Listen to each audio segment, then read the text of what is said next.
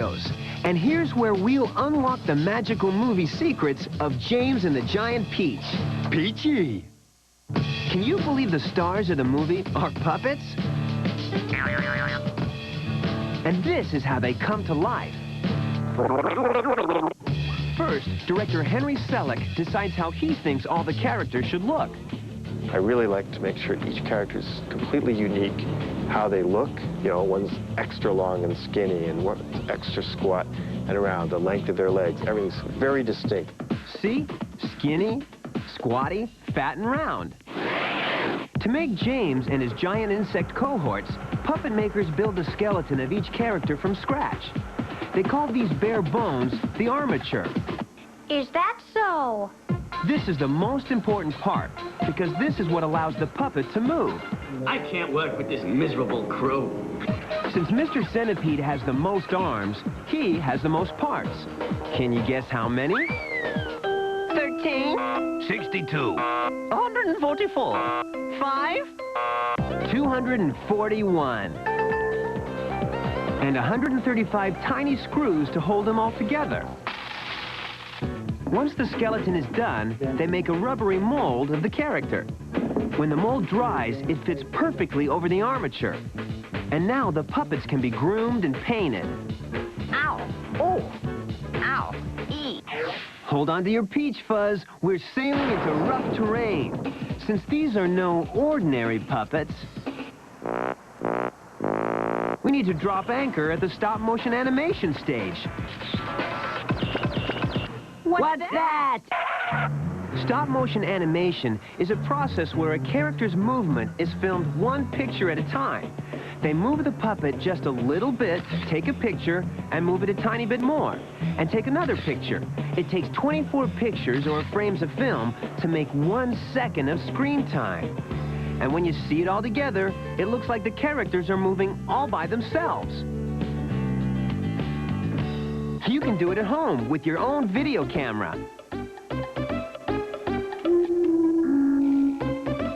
Shoot, move, and the fruit basket comes to life.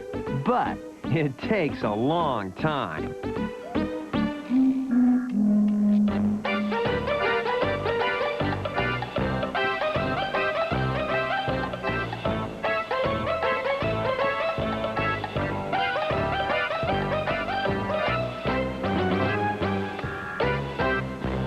You're telling me I'm exhausted. Can you believe it takes the animators at Skellington Studios all day to put together just 2 seconds of the movie? Wow. It's a good thing Henry is on the scene. Action. He's been doing this for a really long time. Look at the cool stop-motion animation movies he made for MTV.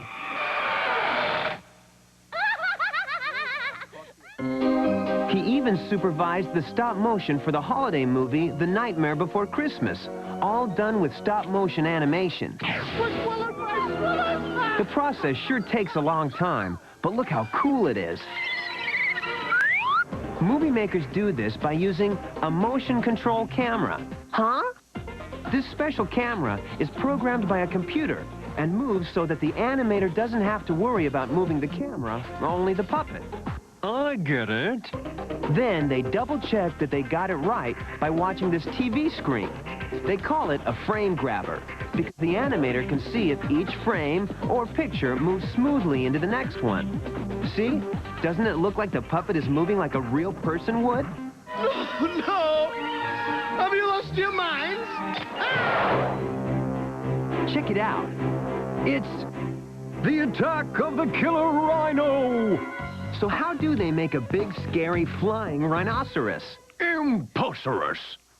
Can you believe this smoke-snorting rhino is an armature, too? Surprise! It's true. He's an armature with a fabric skin. At Jex Effects, they use a trick called a cloud tank. It's a glass pool that holds 1,000 gallons of water. In the water, the rhino is operated by remote-control joysticks. Good boy. To make it look like the rhino is really galloping through the sky, they mix a can of white paint with water and load it into Mr. Rhino. Little tubes inside the rhino spit out the white stuff when he moves. Wow, it really looks like the rhino is charging through the clouds. Look out, James! Thanks to Henry Selick and his skilled team, stop-motion animation is the coolest way to bring this classic story to life.